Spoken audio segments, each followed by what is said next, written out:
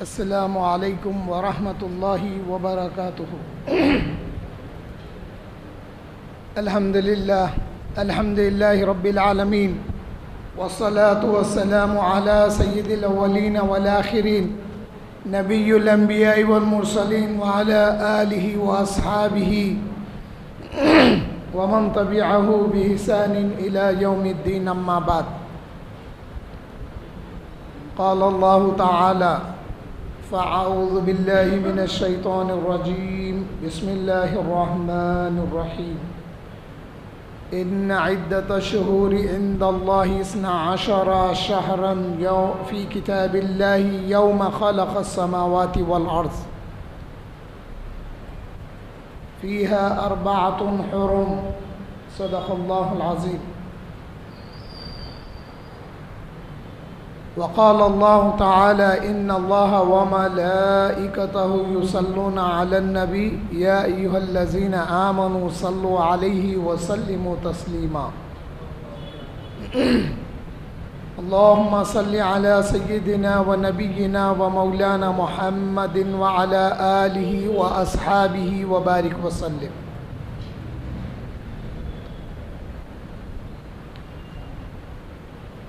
شاہ است حسین بادشاہ است حسین، دی است حسین دی پناہ است حسین، سرداد نداد دست در دست یزید، حقا کے بنائے لا الہ است حسین۔ حاضرین و سامعین، جس آیت کریمہ کا میں نے شرف تلاوت حاصل کیا، اللہ جل شانہ کا ارشاد ہے: ان عدۃ الشہور عند اللہ 12 شہرا۔ بے شک اللہ کے نزدیک مہینوں کی گنتی 12 مہینوں کی ہے، فی کتاب اللہ، اللہ کی کتاب میں، یوم خلق السماوات والارض، اللہ تعالیٰ نے جس دن زمینوں اور آسمانوں کو پیدا فرمایا، اس دن اس نے اس کتاب میں مہینوں کی تعداد، مہینوں کی گنتی 12 لکھا ہے۔ فیہا 4 حرم، اور اس میں 4 مہینے حرمت والے ہیں۔ اس کی تشریح حضور اکرم صلی اللہ علیہ وسلم نے فرمایا کہ اللہ تعالیٰ، او کما قال علیہ الصلوۃ والسلام، اللہ تعالیٰ نے جب زمین اور آسمانوں کو بنایا، اس وقت سے 12 مہینوں کی گنتی مقرر ہے، اور ان میں 4 مہینے حرمت والے ہیں، 3 مہینے تواتر کے ساتھ ہیں: ذوالقعدہ، ذوالحجہ اور محرم، اور پھر حضور نے رجب کا بھی ذکر فرمایا۔ تو معلوم یہ ہوا محرم کا مہینہ ازل سے ہی حرمت والا ہے۔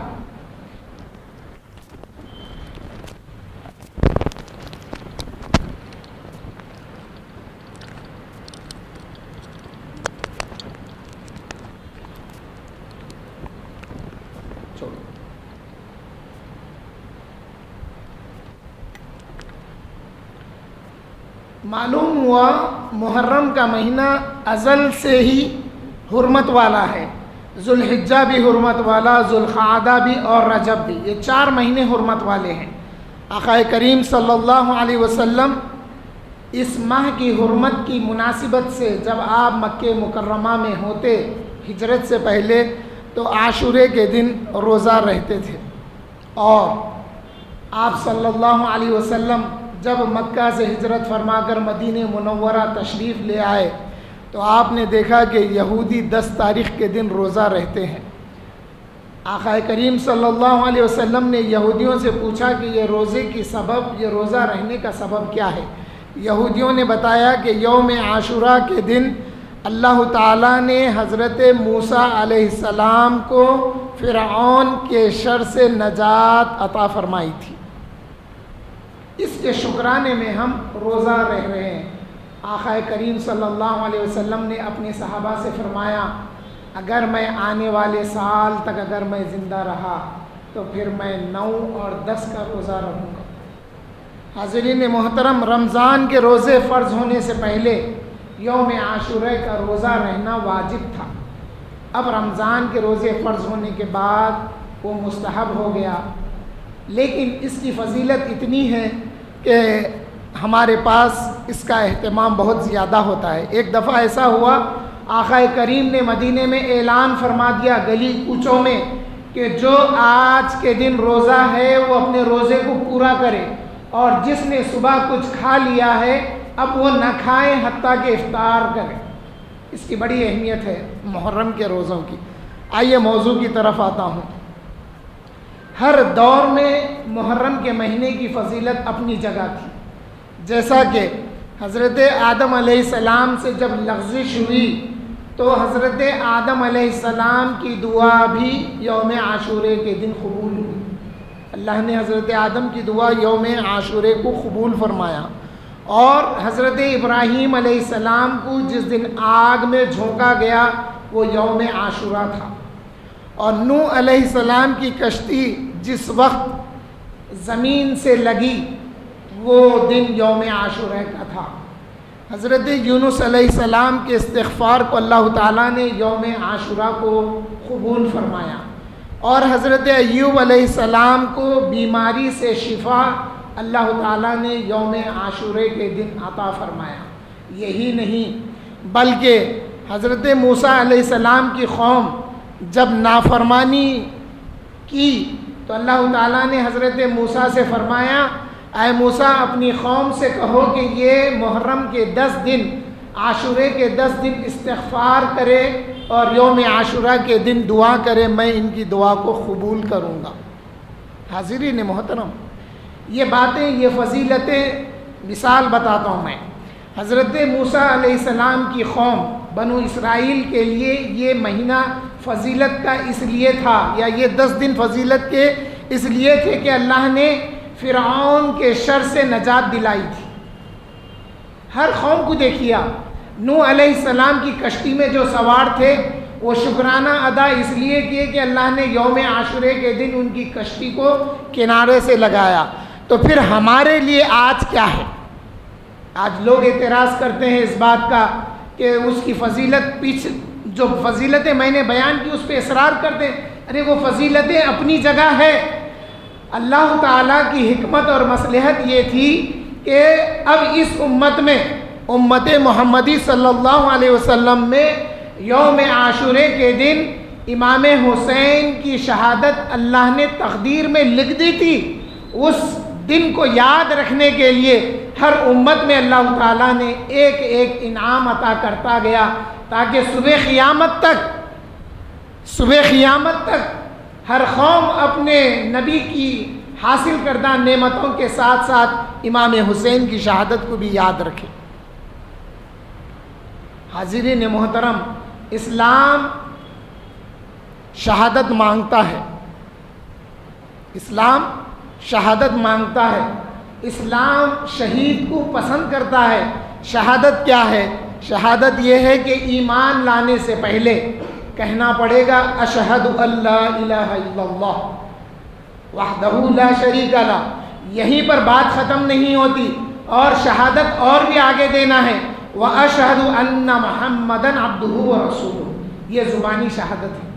پھر اسلام وقت کے لحاظ سے شہادت اور بھی مانگتا ہے۔ ارے جب ہم زبان کی شہادت دے دیے اور وقت آنے پر ہم کو پھر ہاتھ کی شہادت بھی دینی ہے۔ جب اسلام کے خلاف بولنے والے بولیں گے تو پھر ہم کو اس کو روکنے کے لیے اپنا ہاتھ آگے بڑھانا پڑے گا۔ اگر اس سے وہ باز نہ آئے تو پھر ہم کو تلوار لے کے ڈیفنس کرنا پڑے گا۔ یہ ہاتھ کی شہادت ہے۔ اور وقت آئے گا تو اللہ کی راہ میں مال خرچ کریں گے اور مال کی شہادت دیں گے کہ اے اللہ تو نے ہمیں جو مال عطا کیا تھا ہم نے اس مال کو دین کی بقا کے لیے خرچ کیا۔ حاضرین محترم، پھر شہید کیا ہے؟ شہید اور شہادت کیا ہے؟ شہادت تو گواہی ہو گئی، پھر شہید کیا ہے؟ اسلام جو مہینہ محرم سے شروع ہوتا ہے وہ بھی شہادت سے شروع ہوتا ہے، جیسا کہ آپ نے ابھی منقبت حضرت سیدنا عمر فاروق رضی اللہ تعالیٰ عنہ سماعت فرمائی۔ ہمارے اسلام کا سال کا پہلا مہینہ اور پہلا دن شہادت حضرت سیدنا عمر فاروق رضی اللہ تعالیٰ عنہ سے شروع ہوتا ہے، اور سال کا اختتام بھی قربانی سے ہوتا ہے۔ حضرت ابراہیم علیہ السلام کے صاحبزادے حضرت سیدنا اسماعیل علیہ السلام کی قربانی اللہ نے مانگی تھی۔ اللہ نے حکم دیا تھا کہ اے ابراہیم تم میری راہ میں اپنے شہزادے کو قربان کر دینا۔ تو معلوم کیا ہوا، اسلام قربانی مانگتا ہے ہم سے۔ وقت آنے پر ہم کو کبھی زبان کی قربانی، کبھی ہاتھ کی قربانی، کبھی مال کی قربانی، کبھی وقت کی قربانی، اور وقت آنے پر ہم کو اپنی جان کی بھی قربانی دینی ہے۔ اسلام کا یہ تقاضا ہے، رسول اللہ سے وفاداری کا یہ تقاضا ہے۔ تو حاضرین محترم، حضرت ابراہیم علیہ السلام کے صاحبزادے حضرت اسماعیل علیہ السلام کی جو قربانی تھی، وہ قربانی اللہ نے حکم دیا تھا، وہ قربانی رضائے الہی کے لیے تھی۔ لیکن آئیے تھوڑا سا اور پیچھے چلتے ہیں۔ جب اس زمانے میں حضرت آدم علیہ السلام کے زمانے میں قربانی ہوتی تھی، اور وہ قربانی قبول ہونے کا ایک ذریعہ یہ تھا، قربانی کا گوشت پہاڑ پر رکھ کر دعا کی جاتی تھی کہ اے اللہ میری اس قربانی کو قبول فرمائیے۔ اگر آسمان سے بجلی چمک کے وہ رکھے ہوئے گوشت کو جلا دیتی اور بھون دیتی تو ان کی قربانی قبول، جس کا گوشت جیسے کا ویسا رہ جاتا ان کی قربانی بارگاہ الہی میں مقبول نہیں ہوتی تھی۔ حضرت آدم علیہ السلام کے دو بیٹے، ایک کا نام قابل اور ایک کا نام حابل۔ حابل بڑی نیک صفت شخص تھے، ان کی قربانی قبول ہوتی تھی۔ حابل کو ان سے حسد ہوا اور انہوں نے قتل کیا اپنے بھائی حابل کا۔ تو حاضرین محترم، کچھ شہادتیں اللہ کی رضا کے لیے ہوئی، لیکن ایک قتل جو ہوا وہ اپنے نفس کی بقا کے لیے کیا گیا۔ تو فرق یہ ہو گیا، جو شہید ہوتا ہے، جو اللہ کی راہ میں شہید ہوتا ہے، جو اللہ کی راہ میں قربان ہوتا ہے، اس کی روح کو بلا تاخیر فرشتے اللہ کی بارگاہ میں پہنچا دیتے ہیں، اس لیے اس کو شہید کہا جاتا ہے۔ آئیے میں پھر بتاؤں آپ کو کہ شہید میں اور غازی میں فرق کیا ہے۔ شہید کون ہے؟ شہید وہ ہے جو اللہ کی راہ میں مر جائے، جو اللہ کی راہ میں اپنے آپ کو مار ڈالے، جو اللہ کی راہ میں اپنے آپ کو ختم کر ڈالے، وہ شہید ہے۔ پھر غازی کون ہے؟ غازی وہ ہے جو اللہ کی راہ میں لڑتے ہوئے دشمن خدا و رسول کو نیست و نابود کر دے، وہ غازی ہے۔ لیکن غازی سے بڑھ کر فضیلت شہید کی ہے، اس لیے کہ غازی کو مال غنیمت بھی ملا اور غازی کی واہ واہ بھی ہو گئی کہ اس نے بڑی دلیری سے لڑا اور دشمن خدا و رسول کو نیست و نابود کر دیا۔ لیکن آئیے پھر شہید کیا ہے؟ شہید پر جب وار کیا جاتا ہے تو شہید نیچے گرتا ہے۔ اللہ تعالیٰ نے فرمایا، اللہ کے رسول نے فرمایا، من تواضع للہ رفعہ اللہ، جو اللہ کے لیے تواضع اختیار کرتا ہے اللہ اس کو سر بلندی عطا کرتا ہے۔ جب آپ دیکھیں کسی کو جب شہید کیا جاتا ہے، چاہے وہ گھوڑے پہ ہو یا اونٹ پہ ہو یا کھڑا ہو، جب اس کو ضرب لگائی جاتی ہے تو وہ نیچے گرتا ہے۔ ناظرین محترم، آئیے پھر صحابہ کا جذبہ شہادت کیسا تھا؟ صحابہ کا جذبہ شہادت یہ تھا، غزوہ احد سے پہلے حضرت عبداللہ ابن جہش اور حضرت خالد بن ولید رضی اللہ تعالیٰ عنہ ایک دوسرے کو میسیج کرتے ہیں کہ دیکھو 2-3 دن میں غزوہ احد شروع ہونے والا ہے، آپ آئیں، ہم دونوں مل کے اللہ کی بارگاہ میں دعا کرتے ہیں۔ حضرت خالد بن ولید دعا کرتے ہیں کہ اے اللہ، اس معرکے کے دن میرا مقابلہ ایک ایسے سخت دشمن سے کرا جو سب سے سخت ہو، میں اس سے مقابلہ کروں، میں اس سے لڑوں، میں اس کو ضرب پہ ضرب لگاتا جاؤں یہاں تک کہ میں اس کو قتل کر دوں۔ حضرت عبداللہ بن جہش رضی اللہ تعالیٰ عنہ آمین آمین آمین کہے. اب حضرت عبداللہ ابن جہش رضی اللہ تعالیٰ عنہ دعا کر رہے ہیں، اے اللہ اس دن معرکے کے دن میرا مقابلہ اتنے سخت تیرے دشمن سے کرا کہ وہ مجھ پر وار کرتا جائے اور میں اس کے وار کو برداشت کرتا جاؤں. وہ مجھے تکلیفیں دے، کبھی نیزہ مارے، کبھی بھالا مارے، کبھی تلوار مارے، میں اس کو برداشت کرتا رہوں یہاں تک کہ وہ میرا مسئلہ کر دے. وہ میرا کان کاٹ دے میں برداشت کر لوں، وہ میری ناک کاٹ دے میں برداشت کر لوں، یہاں تک کہ وہ مجھے شہید کر دے، میں اس شہادت کو قبول کر کے تیری بارگاہ میں حاضر ہو جاؤں.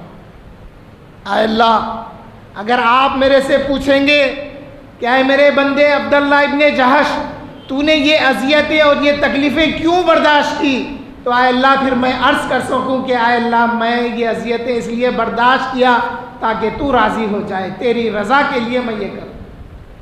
یہ جذبہ شہادت تھا. اب ایک سوال ہے، دیکھیے امام حسین کے سامنے اگر وہ 10,000 یزیدی بھی ہوتے تو میرا یہ عقیدہ ہے امام حسین ایک تلوار اگر ہوا میں بھی لہرا دیتے تو اس سے ایک ایسا طوفان نکلتا وہ 10,000 نیز تو نابود ہو جاتا. کوئی اس میں خبر، کوئی شک و شبہ نہیں ہے، کیونکہ آج کے ہمارے اولیاء اللہ یہ کام کر سکتے ہیں تو وہ تو امام حسین ہے. مثال آپ کے سامنے ہے. لوگ بولتے پانی بند کر دیا گیا، ارے نہیں، پانی بند نہیں کیا گیا، پانی تو بظاہر بند تھا، مگر میرے حسین، آپ کے حسین اس بات پر قدرت رکھتے تھے اگر وہ آسمان کی طرف نگاہ اٹھاتے تو آسمان پانی برساتا، اگر زمین کی طرف نگاہ کرتے تو زمین اپنے چشموں کو ابال دیتی تھی، اور اگر فرات کی طرف نگاہ کرتے تو فرات امن کر امام حسین کے قدموں میں آ جاتا. یہ یقین ہے، یہ ایمان ہے ہمارا، اس لیے کہ خواجہ اجمیر نے بتا دیا. جب انا ساگر کا پانی خواجہ اجمیر کے لیے روکا گیا تو آپ ایک کاسا دیے اپنے مرید کو دے کے بولے انا ساگر سے کچھ پانی لے آؤ. جب یہ کاسا لے کر گئے تو وہ کاسا تو خالی تھا، جب پانی میں ڈبایا گیا تو سارا پانی وہ کاسے میں آ گیا. آپ کے میرے ہند الولی خواجہ اجمیر حضرت خواجہ معین الدین چشتی رحمۃ اللہ علیہ جب یہ کام کر سکتے ہیں اور آپ نے صبح قیامت تک جواب دیا کہ دیکھو میرے نانا میرے دادا حسین پر یہ خیال مت کرو کہ وہ پانی کے لیے مجبور تھے، دیکھو میرا اختیار کہاں تک ہے، انا ساگر کو میں نے ایک کاسے میں ایک کوزے میں سما دیا ہے. حاضرین محترم، آئیے پھر شہید کی طرف. شہید ہونا صحابہ کو بڑا پسند تھا. حضور اکرم صلی اللہ علیہ وسلم کے سامنے صحابہ اظہار خوشی کرتے تھے، یا رسول اللہ اجازت دیجئے میں معرکے میں جا کر لڑتا ہوں. ایک موقع پہ جنگ بدر پہ اللہ کے رسول نے فرمایا کہ کون ہے جو لڑ کر جنت میں جانا چاہتا ہے. ایک صحابی رسول جن کے ہاتھ میں کھجور تھے وہ کہنے لگے یہ کھجور کھانے تک مجھے دیر ہو جائے گی. وہ کھجور کو پھینک کر جنگ بدر میں داخل ہوئے، لڑے یہاں تک کہ وہ شہید ہو گئے. حاضرین محترم، صحابہ کی خواہش تو شہید ہونے کی تھی. حضور کے سامنے اپنی جانوں کو حضور کے سامنے نثار کرنے کے لیے صحابہ تیار رہتے تھے. حاضرین محترم، پھر آئیے، یہ جو محرم کی فضیلت اپنی جگہ ہے، ہم اس فضیلت سے انکار نہیں کرتے ہیں، لیکن ساتھ ساتھ ہمیں غم حسین بھی ہے. امام حسین علیہ السلام کو جنہوں نے تکلیفیں دی، جنہوں نے اذیتیں دی، وہ یزیدی جس کے بارے میں اللہ کے رسول نے فرمایا کہ میرے بعد یعنی حضور صلی اللہ علیہ وسلم کے بعد منہاج خلافت کا سلسلہ منہاج نبوت پہ جاری اور ساری رہے گا. یعنی خلافت کا جو سسٹم ہے وہ نبوت کے سسٹم سے جاری اور ساری رہے گا. اس کو بگاڑنے والا ایک شخص ہوگا، یقال لہ یزید اللہ کے رسول نے نام بتا دیا، اس کو یزید کہا جائے گا۔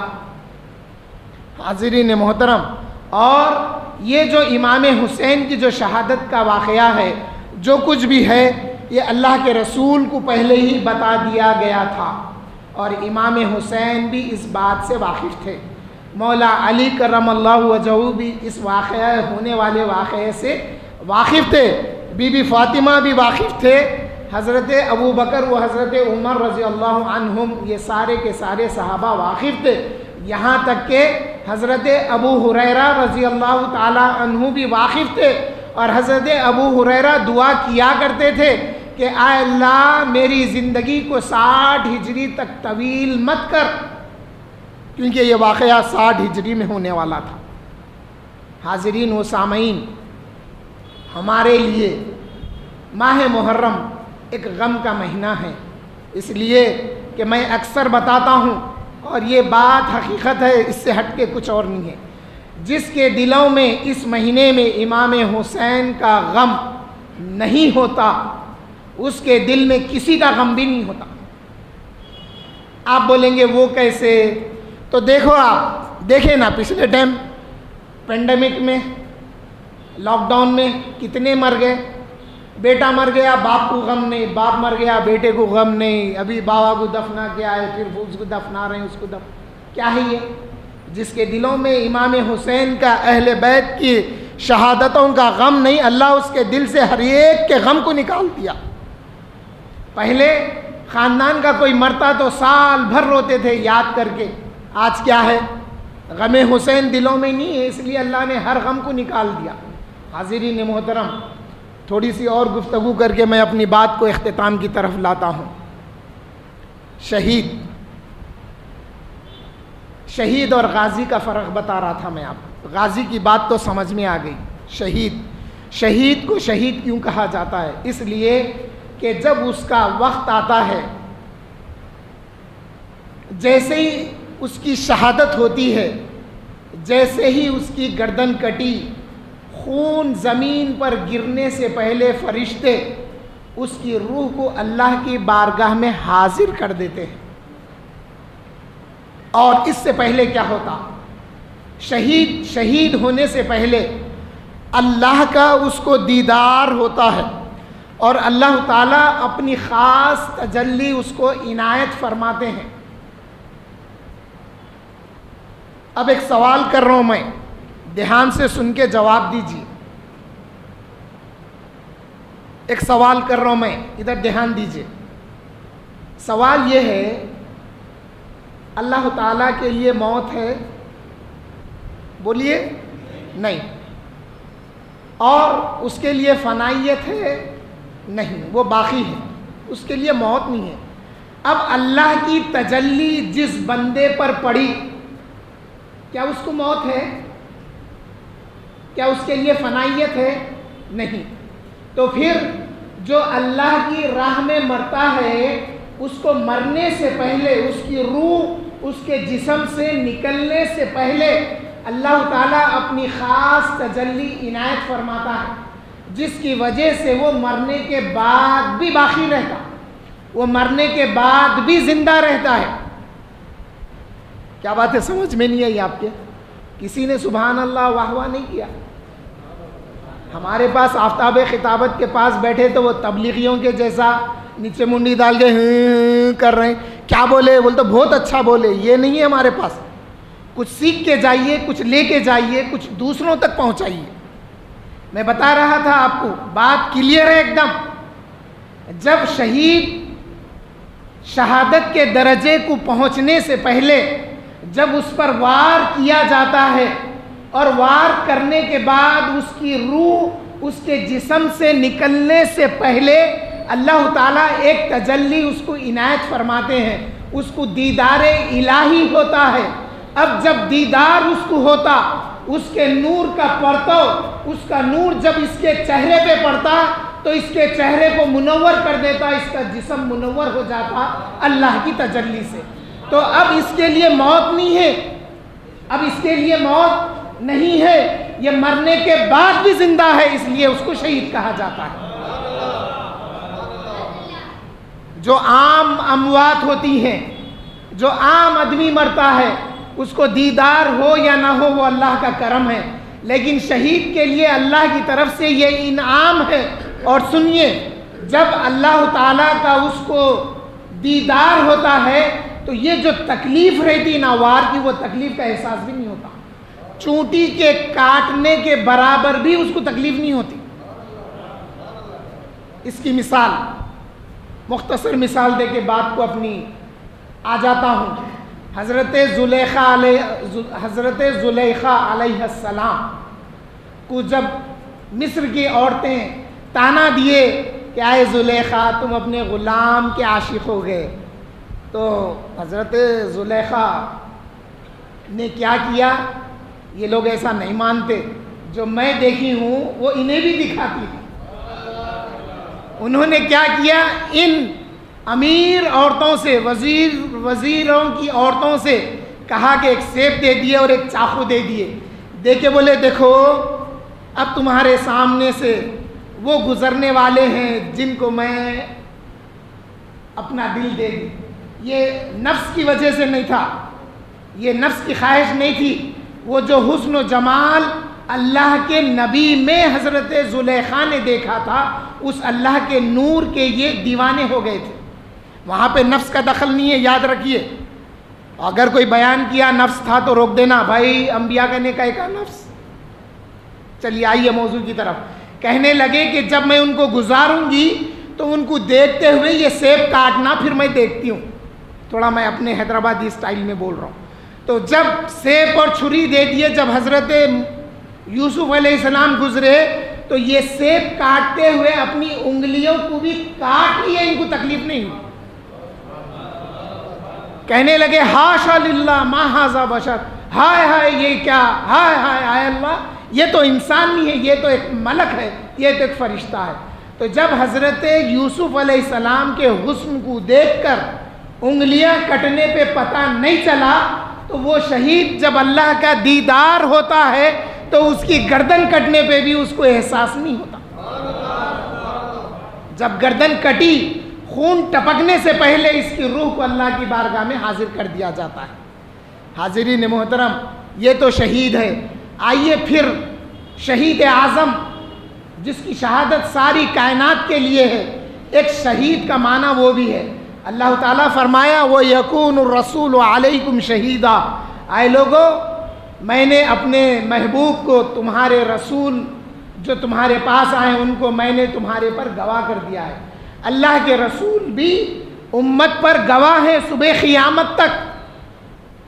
اللہ کے رسول صبح قیامت تک امت پر گواہ ہیں۔ ایک شہید کا مرتبہ یہ بھی ہے، ایک شہید کا معنی یہ بھی ہے کہ گواہ ہو جانا۔ اللہ کے رسول جہاں اللہ کی وحدانیت کے لیے گواہ ہم پر ہے، اسی طرح سے ہمارے لیے اللہ کے پاس اللہ کے رسول گواہ ہیں۔ تو اللہ کے رسول بھی شہید ہیں، شاہد ہیں، اور اللہ کے رسول ہمارا مشاہدہ فرما رہے ہیں۔